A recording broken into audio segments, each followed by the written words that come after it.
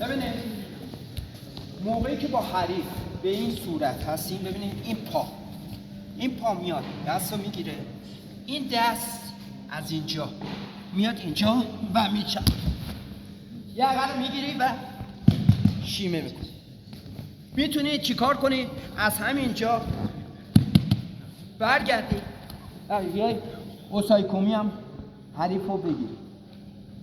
پس یک بار دیگه از این بر مشابه.